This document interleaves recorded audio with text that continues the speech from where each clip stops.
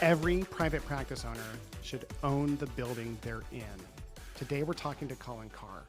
He is an expert in real estate, founder and CEO of Carr Incorporated, the nation's leading provider of healthcare real estate for services for only tenants and buyers. They're so niche. They only help healthcare professionals or private practice owners buy or lease their buildings.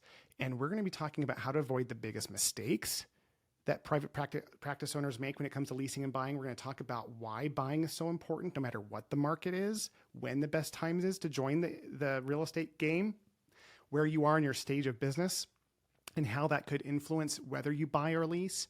We're going to talk about saving hundreds of thousands of dollars with very small negotiating tactics. This episode is worth so much money, and it's super short. I think it's like 40 minutes. Yeah, Colin, I am on a mission like you are to help private practice owners understand the importance of owning the real estate that their business is in. I didn't know until after I sold, like how valuable that was. So let's start really like fundamental stuff. You know, when a private practice owner is looking at their real estate consideration, what do you think the pros and cons are of leasing versus owning the space? Yeah, there's a lot of factors that go into whether you lease or purchase. But before I jump in there, I do want to hit on what you just said. Like, if you have the ability to own real estate, you know, the real estate's going to be worth more than a practice once you get ready to sell. Literally, it's 80 or 90% of the time, the real estate's worth more than the practice. And so when you look at the value of that, you might spend 10, 15, 20, 30 years building a practice, and you can purchase real estate if you have the ability to, and it fits your requirement. That's going to be worth more than the practice at some point. So it's really a 2-for-1. I mean, it's two of your largest assets that you have, and they're both very saleable, and the real estate becomes even worth more money when you have a practice tied to it. So I couldn't agree more. Owning real estate is one of the greatest investments that healthcare providers will ever make. The question on what you should do as far as leasing or purchasing, it comes down to a couple factors. Number one, it comes down to inventory. You might have a desire to own real estate. Like, you might have an established practice and say, like, I'm leasing, I want to purchase now. And you might go to the market and there might not be any properties for sale that meet your criteria. It's not like residential where there's always another house for sale, or you can just push into another neighborhood or go a little further away from the metro area. Commercial real estate, if you're in a finite area and you want to stay in a certain market, you know, there might not be any options for you to buy. And it depends on the market. If you're in Tulsa, Oklahoma, there's going to be land on the outskirts. If you're in Manhattan, there's no more land. And so, you know, inventory is going to determine real quickly whether you've got options to purchase or not. The next factor is going to be just what's your current situation? Do you have money for the down payment? What's the cash flow look like? You know, what's the quality of property? Sometimes you can buy real estate, but if it's in an inferior location, it's going to hurt your patient referrals. If it's maybe not as good of a location as you could find a lease, you got to take that into consideration too. So, and then you just get into the economics of it. You start looking at concepts like what's it cost to lease versus what's it cost to have a mortgage. What does it look like after you factor in tax deductions? Like, when you own commercial real estate, you can depreciate that real estate and you can pick up additional tax deductions.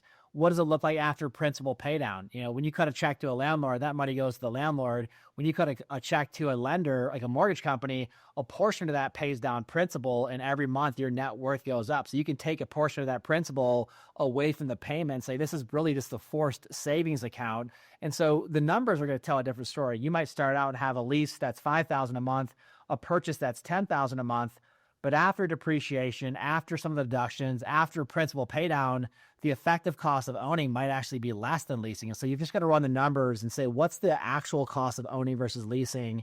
And then you factor in some of those other items like inventory and quality of properties and so forth. Yeah, but it sounds like, as great as that was, and thank you for defining that, it sounds like at the end of the day, whenever possible, owning is the way to go. That's my preference personally. I mean, there's some exceptions to that rule. If you just said, listen, I'm going to be selling my practice in a year or two, I've got, you know, a lease renewal coming up. I just want to just kind of stamp a lease renewal, then, you know, sell my practice in a year or two and drift off into the sunset. Like, that's a different story. If you're just getting started and you think you're going to want a much larger space or a different type of building in the future, you know, leasing might be the best option for you to get started. Maybe you lease for 5 years. And then once you get your feet underneath you and you know the exact area you want to be in, you know the exact size that's going to facilitate your needs to the next 10, 15 years, then you buy the right size building. So there are times when leasing does make more sense. But if you are in a position where you can see yourself in that building for 15, 20 years, you've got the ability to put the down payment on it, the financing is going to work for you, I'm going to push towards the purchase 9 out of 10 times. Well, and that's what I want to confirm. That was the biggest surprise on the financial end of my exit. So I had 4 to 5 locations, and when I exited, I had ownership in 2 of the buildings, and it was so amazing to me how that played out. Because as one of my friends, Ed Drummond, says, who's a real estate expert, he's like, it's not timing the market of real estate, it's time in the market. And so what you're saying is paralleled with that. Private practice owners who have their own business, if they own their own building, while they're doing this thing called owning the business, there's all these like short-term advantages tax-wise for owning the building. Not to mention, before I continue, Colin, there were times where we would have a financially slow month. And so we just reduced our rent that month because there was a little bit of a gap there. So we were able to make some adjustments that helped the business in a way that a landlord wouldn't have been able to do. So yeah. And then when we sold, it was so crazy because you said it best. Sometimes the value of the building is worth as or more than the value of the business. And like in my case, the buyers wanted to sign the highest level leases they could to keep me engaged in the business. So I got a, AAA lease with all these wonderful, like it was a great lease. No. And after selling the practice, having that business, the income from the building come in has been huge. And my net worth has continued to scale over time because that building continues to become more and more valuable. Anything you want to say on that piece before I start drilling you? Yeah, no, to that point, I mean, when you own the real estate and you go to sell the practice, you can decide at that point, do you want to sell both assets? Do you want to sell the real estate and the practice and cash into both? A lot of people, though, will sell the practice and then they'll write like a 10, 12, or 15-year lease with the buyer of the practice. And then they'll continue to either pay that building off, or if it is paid off, they'll just continue to cash flow, and it just becomes an annuity. And so you continue to pick up tax deductions as an owner. Every year you get depreciation. Every year you get interest write-offs and other operating expense write-offs. Every month the principal pay down goes to build your net worth if you still have a loan on it. So a lot of people will choose to sell the practice, hold the real estate. And again, at that point, you can hold it for 5 years, then sell it. You can hold it for 10, 15. You can hold as long as you want to, but it becomes another, like a secondary business, if you will. And, as long as you're the owner of the practice, like you are the most surefire tenant you're going to ever have. Like if you're going to bet on anyone, you bet on yourself. And then even when you go to sell the practice, you've got someone who's qualified enough to purchase the practice. You set it up, like, if it's a good location, if it's run properly, the property's been taken care of well because you've been the owner, and it becomes like one of your best commercial real estate investments you can get your hands on. Yeah. Rockstars, what Colin is saying is so valuable in so many ways, because I saw a guy in my exit who had multiple locations.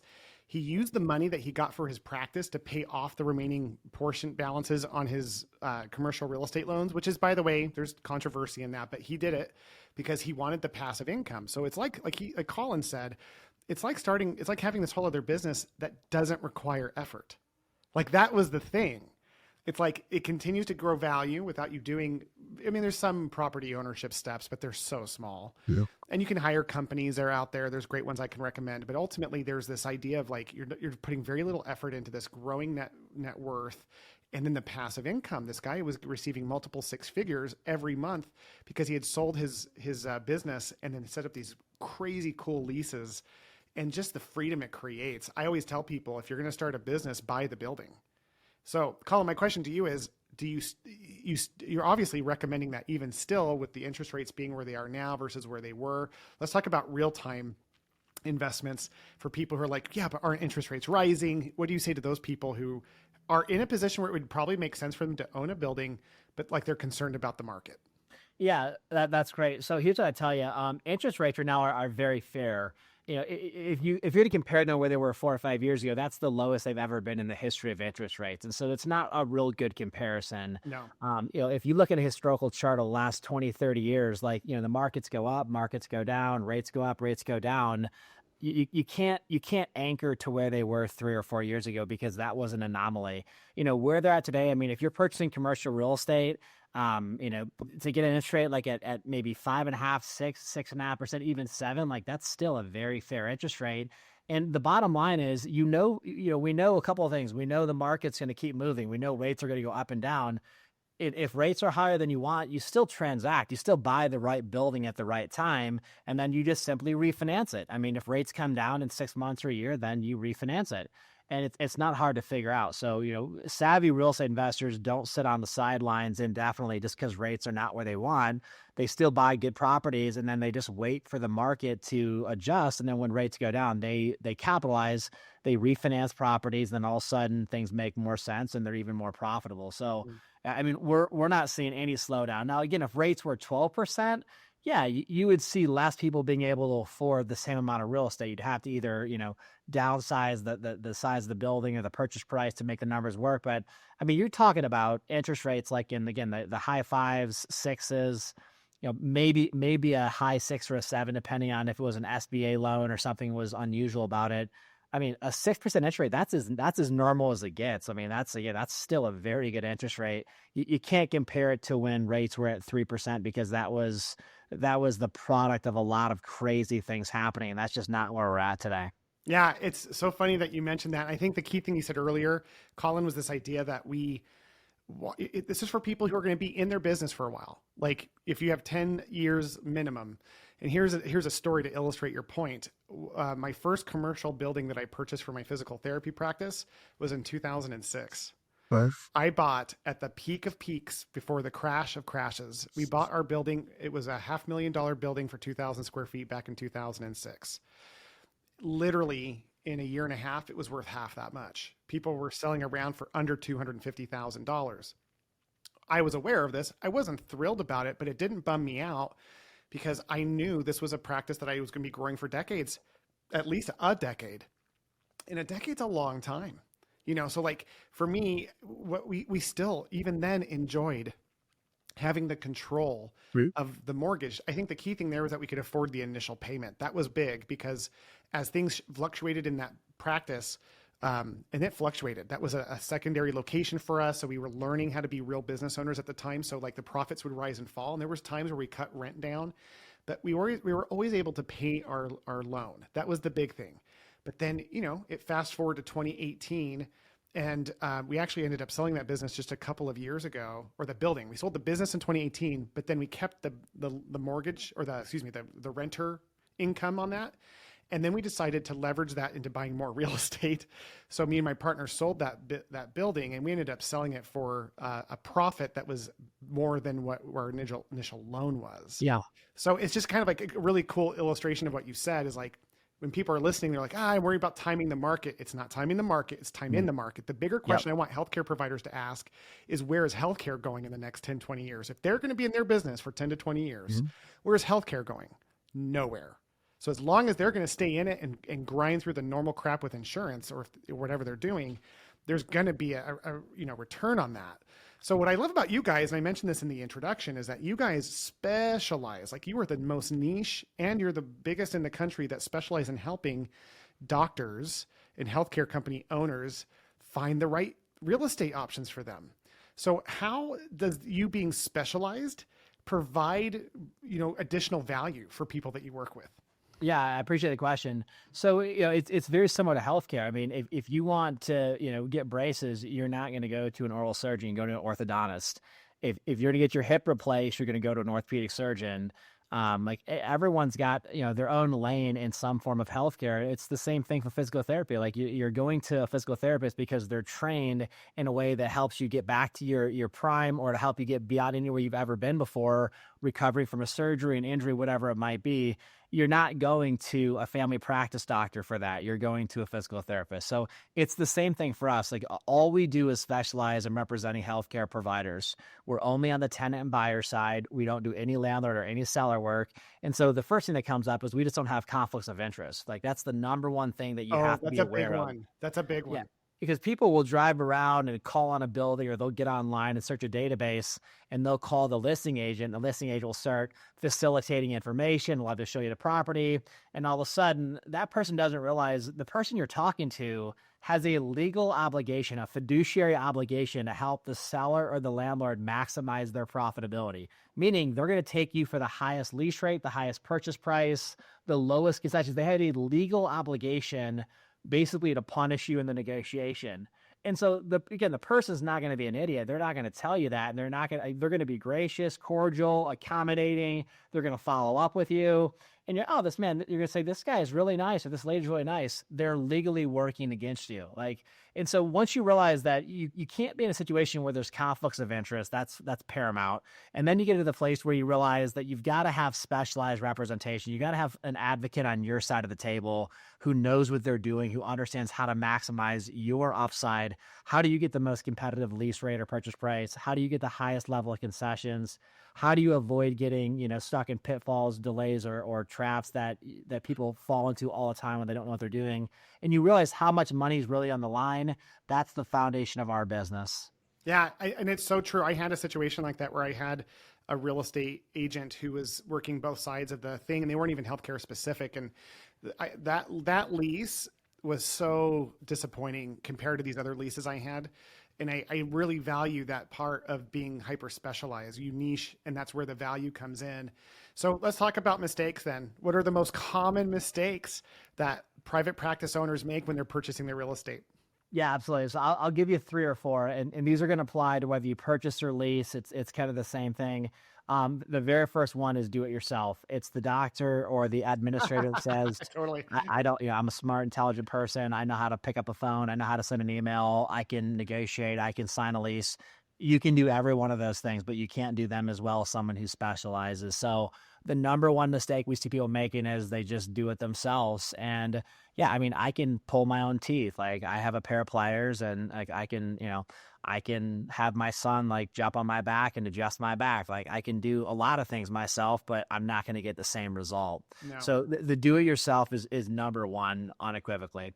Number plus, 2, before you jump in, there's legal things too. There's those things called you do it better, but there's a whole bunch of legal stuff that's just out there constantly floating around, and to not have to to either just do it thinking, it'll never affect me is silly, or to be overly worried when you don't even know where to start learning that stuff. It's nice to have the legalities of how these things work just kind of handled because you're working with professionals. Yeah, there's the legalities, absolutely. But there's also just street credibility. There's no landlord on the face of the earth that's going to get a phone call from a healthcare provider and think, oh, this guy is a real estate savvy expert. There's no way. When a real estate listing broker or a real estate landlord gets a call from a doctor, they're licking their chops. They're instantly thinking I'm going to take him or her for a 20% premium. I'm going to save myself probably $50,000 to $100,000 in concessions. There's no respect there. It's not hard to figure out. Some random person that has no idea about real estate at Chipotle is not calling on properties. Starbucks doesn't have some random administrative assistant just dialing to say what's available. Take any Fortune 500 company. The only people that are making the phone calls on real estate are the most qualified experts in the country. And so you look at what does a Fortune 500 or 100 company do? And then a healthcare provider will do the exact opposite of that and think that they're super savvy. And so I don't mean that disrespectfully. But the amount of healthcare providers, it's if you got a letter saying you're being sued, there's no one in their right mind would say, I'm just going to go it alone. You would lawyer up instantly. Or if you get a letter from the IRS saying you owe a bunch of taxes or you made a mistake, there's no way you're just going to pick up the phone and call the IRS. You're going to have your CPA or a tax attorney make that first phone call, because there's no credibility when some random person who's not trained in an area, is trying to do something. And so I love that.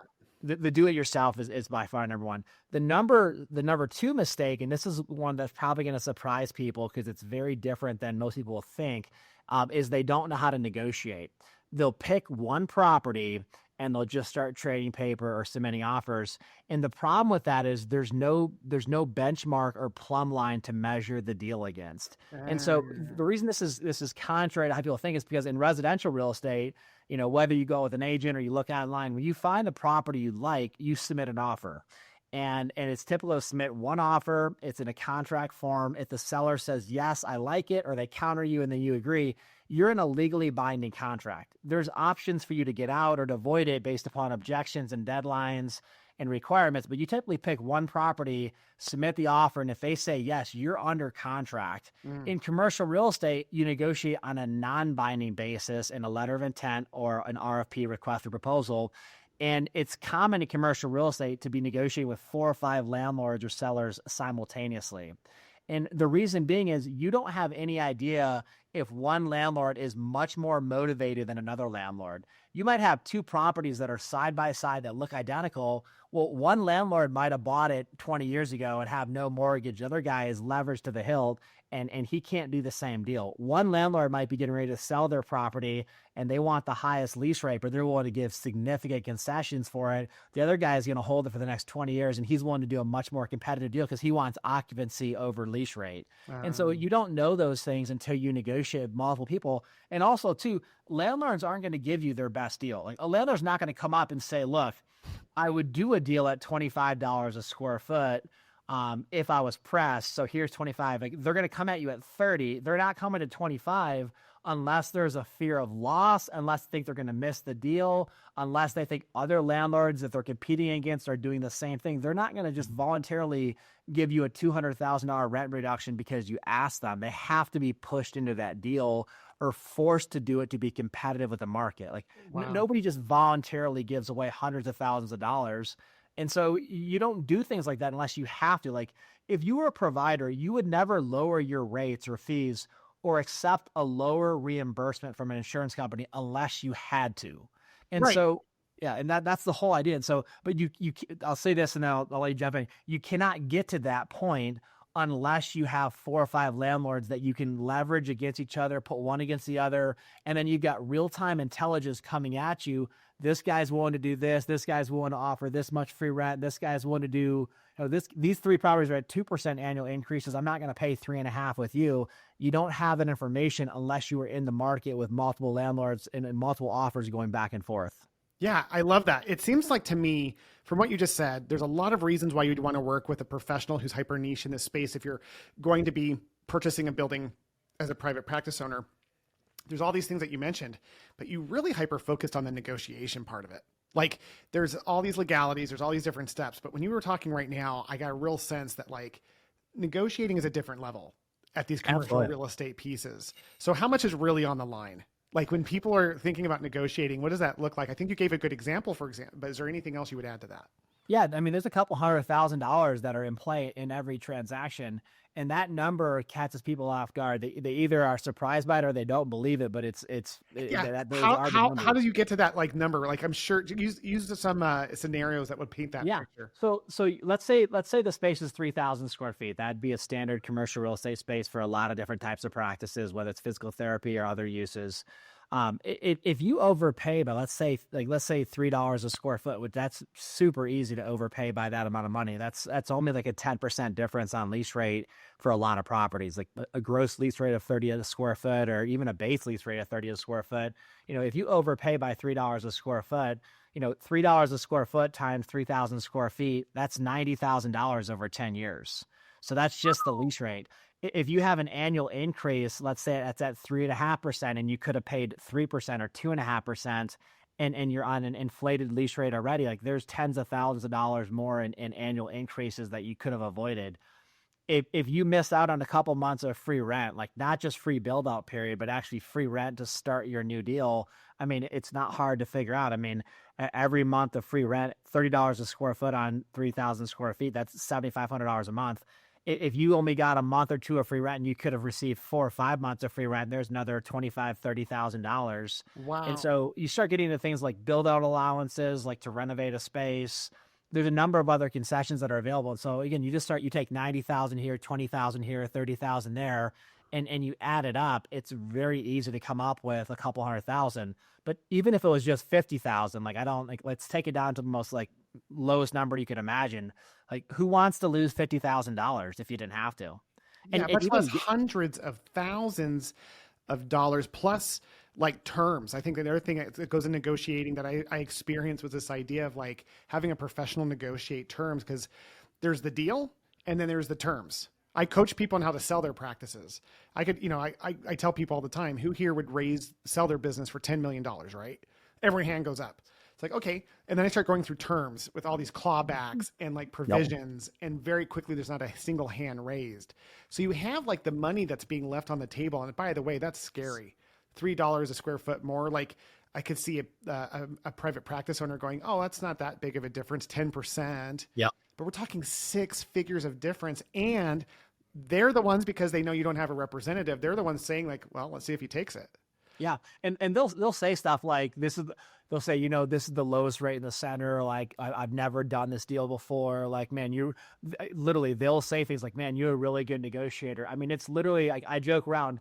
It's like a 4-year-old wrestling their 40-year-old dad. Like somehow the 4-year-old manages to pin the 40-year-old dad, and then goes and tells mom like, hey dad, I just beat dad in a wrestling match. And the 4-year-old's just like walking high. I mean, landlords will say stuff to these tenants, especially healthcare providers, that they would never say in a million years again to like a Charles Schwab or like a JP Chase Morgan or a Lockheed Martin. Like pick your large Amazon, your large national company.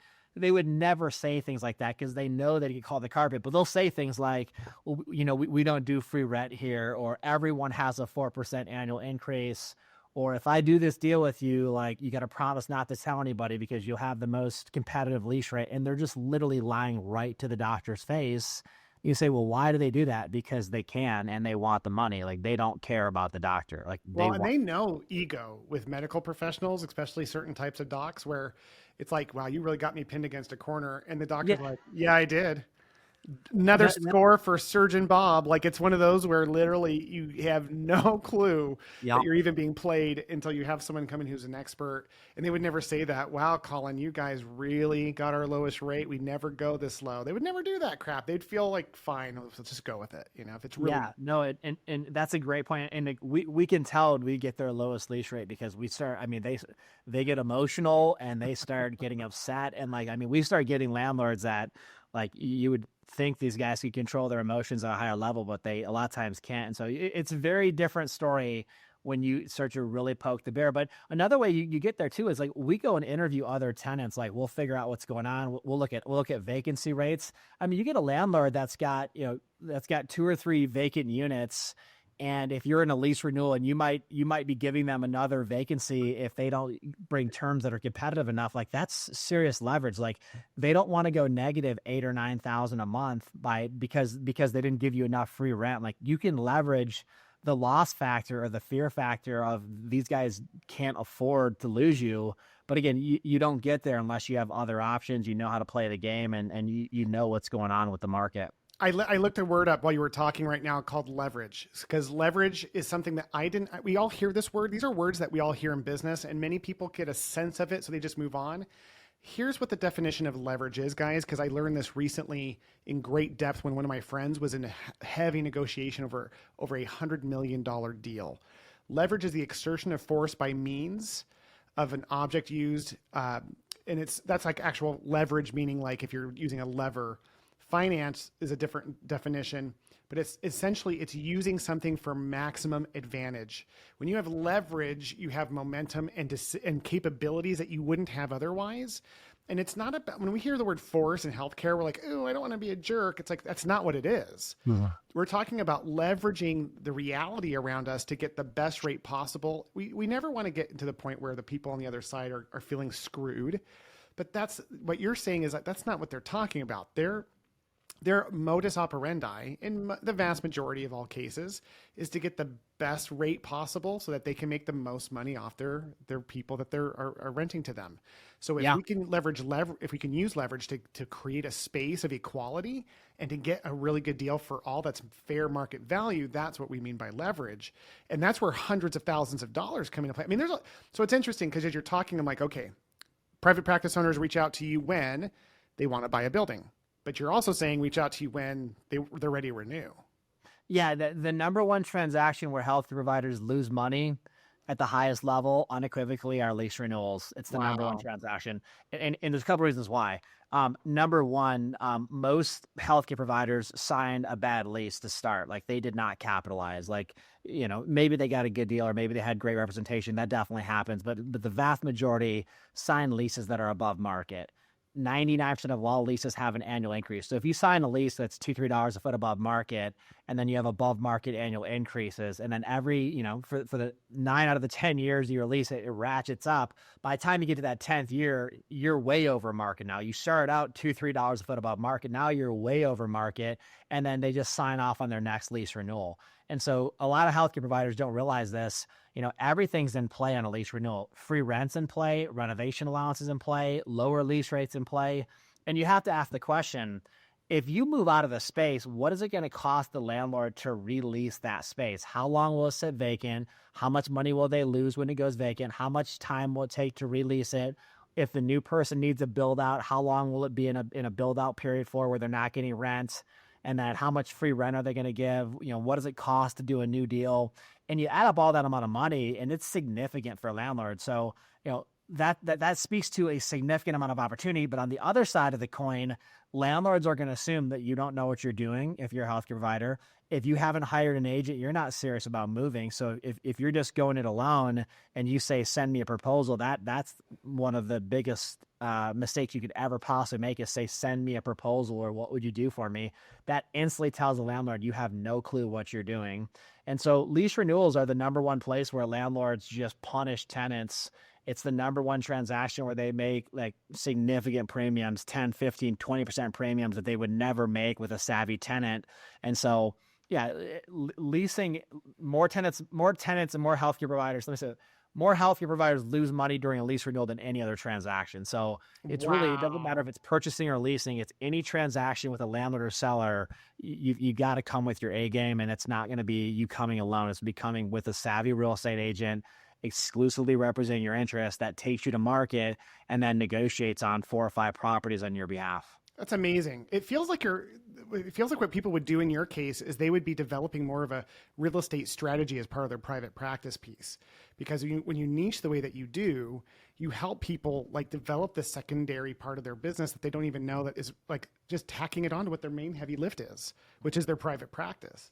How do you operate with larger clients of yours that have multiple pieces?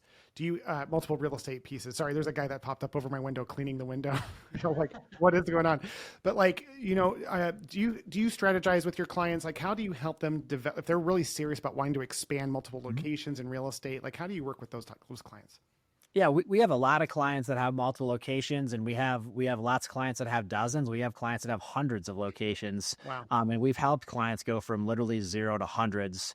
And so it's the same thing. Every transaction gets the same amount of attention. It's not a matter of like, hey, you've got 10, we can only get to a few. Like every transaction has the same evaluation. We look at what they're currently paying. We do a market analysis, or we look at where they want to go into, do a market analysis. And then we always negotiate on multiple properties. We'll look at options to lease, look at options to purchase. We'll look at if they're in an existing space, we'll look at what would it look like if we relocated and bought a building or relocated and leased a building. And then we always leverage and we always negotiate with multiple people. Like that's the key is you cannot just ask a landlord for an offer. And then let's just say you get a little bit of movement. You start with one property, they come in at 30, you get them out of 28. But still, you don't know compared to what. Like, what if the other 2 landlords down the street where I would be at 26, not 28? So just because you got one landlord to come off their lease rate $2 a square foot doesn't mean it's a great deal. It's better than it started, but it's still not able to be measured against the market. So that's really the key. And so starting every transaction, if it's a lease renewal 12 months in advance, that's key to make sure you have enough time to complete the full analysis. And then actually, if you have to move or want to purchase, like that's really important. I guess I'm going to jump back into our previous question. Yeah. Another top mistake healthcare providers make is they don't time it right. They've got 2 months left in their lease. They're calling their landlord saying, send me a proposal. That landlord knows this person has no ability to move. Like they've missed the window. Like they lost their leverage. They lost their leverage. That's exactly right. And so, not timing a transaction properly, Or you get these people that call their landlord 3 years in advance and say, I want to renegotiate. There's no reason the landlord's going to voluntarily just cut their cash flow because you called them and asked them. So timing a transaction is another kind of top 5 mistake as well. And so having that proper timing, and again, this is probably the top takeaway, or one of the top takeaways. Landlords do not move unless there is a fear of loss. Simple as that. Like, landlords don't move unless there's a fear of loss. Yeah. And I'll prove it to you. If you were going to sell your own house, like, and you're going to sell your house, let's say you're going to sell your house for $1 million, you're not coming down to 800,000 unless you think that's the only way you can sell it. Like, if you think you can sell it at $1 million, you're going to hold firm. If you think you sell at 950, you come down to 950, but you're not going from $1 million to 800,000 unless you think that's the only way you're going to sell your house. It's the same thing for landlords. They're not going to lower your lease rate. They're not going to give you a huge free rent package. They're not going to give you a bunch of money to renovate your space unless they believe they have to in order to make the deal. Amazing. So this has been such a phenomenal episode. I really did. We get a lot of requests to be on the show. I looked at yours and I went, hey, Kim, we've got to fit Colin in. Because I think that, our big focus on the podcast is helping private practice owners create financial freedom as well as other types of freedom. But there was no greater freedom producer on the financial end for me than selling my business with owning the building. That was so huge. And I didn't have someone like you helping me along the way. And I do have something I want to talk to you about personally after the show real quick. But It's one of those things where, like, this isn't like a cool thing. This is a game changer thing. And doing it with the right professional is so huge. I have a question that I know they're all asking internally, which is like, on the real estate side, when it comes to residential, they know how people get paid. Mm-hmm. How do commercial real estate agents get paid? Yeah, that's the beauty of our industry, is that it's set up to where the landlord or the seller is going to pay the commission, I'd say literally like 99% of the time. So if you're in a residential transaction and you're selling a house, you hire an agent to list your property and you pay the listing agent a commission, and you have a commission set aside for the buyer's agent too. If a buyer shows up unrepresented, the listing agent gets double commission. Same thing in commercial. If you go to market without an agent, the listing agent gets a double commission, or the landlord just keeps that money. You don't save money. And that's a misnomer. A lot of people think, well, if I do it myself, I'm saving commissions. No, you're not the payer of the commission. If you own the building, you could save money by not hiring an agent. That's one way to save it. But if you're a buyer or a tenant and you go unrepresented, all you did is just forfeit basically like free representation, and wasted a lot of time and energy, and probably got a really bad deal. And yet you didn't, the insult to injury is you didn't get any savings. Like, you lost the savings you could have got, and it would have been paid for by the landlord or the seller. So it should not cost you any money to hire an agent. It should be a service that's provided, and they're going to get paid for their service, but it's going to come out of the listing agent's half or portion, or the landlord's portion, but not yours. I love it. Okay, final question that I have, and then I'm open to anything on your end if you want to talk about, is this thing about, why are you so passionate about doing this, Colin? Like, what is it about what you're doing that drives your passion? And I asked the question for those who aren't watching. He lit up immediately, smile-wise. He's excited to talk about this. Yeah, no, I appreciate that. So I got into real estate when I was 19 years old. I started managing apartment complexes right after high school. Did not go to college. Started working right away. I got into brokerage when I was 22, and I worked for a guy that did Walmart's, Wendy's, Blockbusters, large national retailers. A couple years into my career, I just realized I really liked working with individual business owners. Like, we work with large groups too, that's great, but I like working with stakeholders that actually really care about what's happening. It's fine doing a Walmart deal. It's an asset manager. They're going to do 40 Walmarts in a year. You're just kind of a number. I just didn't enjoy that as much as I enjoyed working for someone like you that actually it made a difference. If I saved you $100,000, like, you knew it and you thanked me for it. And so I just started realizing I liked working for individual business owners. And then a number of years into my brokerage career, I was working for the largest medical landlord in the country, or really in the world. It's a very large REIT, a real estate investment trust. People give them money, they buy real estate, they send you a check, like putting money into a stock or Amazon. So I'm working for the largest medical REIT in the country, a couple Class A medical buildings, and every tenant in the building is a healthcare provider. And we had a number of deals that we did where the doctors had lease renewals coming up. And I met with the very first one I was doing a lease renewal for.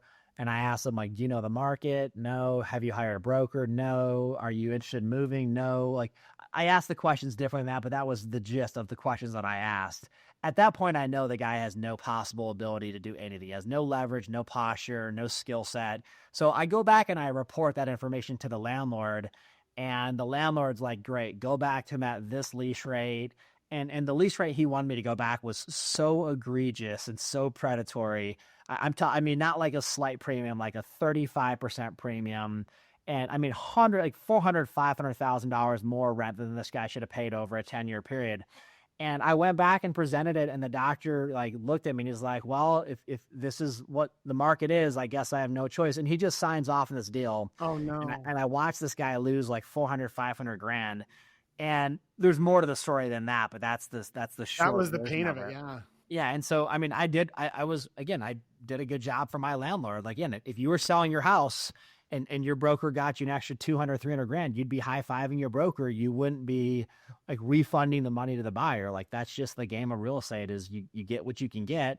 Everything was done ethically. No lines were crossed, but I just had this like feeling afterwards, like that was not a fair fight. Like, it was like a heavyweight versus a lightweight, or as a heavyweight, like world champion versus some random dude that got pulled out of the stands that's never fought before. Like, it just wasn't right. So I had 3 or 4 of those deals that went down in a short period of time. And I just realized, like, look, no one's helping the doctors. Like, there's a lot of guys that want to list the property and be the landlord rep for the medical building, but nobody was working on the buyer and tenant side. So within a short period of time, I started our company, which is called Carr. We launched it, and from day one, like, we started moving the needle for doctors by the tunes of hundreds of thousands. And when we would show them how much we saved them or what they would have paid without us, like, we had friends for life. And so for me, I've done thousands of deals now personally. And I love what I do. I love helping people. I love protecting them. And, not every deal is a grand slam. Sometimes it's a home run, sometimes it's a single, but, nonetheless, you protect the doctor's interest, you protect their practice, their largest asset, their top income source typically. And you do a good job for them. They know it and they appreciate it. And so it's like you seeing someone, go from having a debilitating issue to having full recovery and getting their life back. I mean, it's a great feeling. Yeah. And I think there's this thing about, so maybe, you do have these grand slams, home runs, triples, doubles, singles, but you don't have them striking out. Like, that's the thing. It's like you're protecting minimally against that, and we share a passion in that sense, because what I'm doing now in a different way is trying to support who I believe are the most important men and women in business of anything, which is healthcare businesses. Because if we can protect the private practice owner to being more profitable and more successful, they're not typically, not all, but not typically the people who are going to go buy lots of yachts and that. Like, they're going to take that money and put it back into healthcare, back into their practice, helping patients have better experiences. And I mean, is there something more important than healthcare? It's a foundational element for human survival. So as we're helping the leaders of that industry be more profitable and be protected against these negative elements, I feel like we're serving the community at large. So I'm so excited, Colin, to have met you. This has been a real treat of an episode for me. I've been wanting to find a connection to real estate on this show for a long time, and I'm hoping everyone, whether you're a student who's graduating, who wants to own a practice, man, what a great episode for those guys and girls to have this information that early. But if you're even 20 years in, but you got 10 years to go, man, save potentially 6-figure amounts on your renewal. I mean, it's like just this idea of like what can be possible through real estate. And it reminds me of the founder with McDonald's, where Ray Kroc realized, he's in the real estate business, not the burger business. We're not at that level, but it's important to understand that being in healthcare, especially if you're in the outpatient space, real estate is a huge part of that business. Guys, thank you for taking time to listen to today's episode. If you found today's information to be useful, could you take a minute and help me? I would love it if you could leave a podcast review in your app so that other people who are looking for this information can find it. Plus, my dream is to have the largest network of medical entrepreneurs and leaders in the world so that together we can change healthcare to make it better for all. So in addition, if you can think of anyone that you could send this to, not only would that mean a lot to me personally, but it would build this network so that we can make healthcare the way that we want it.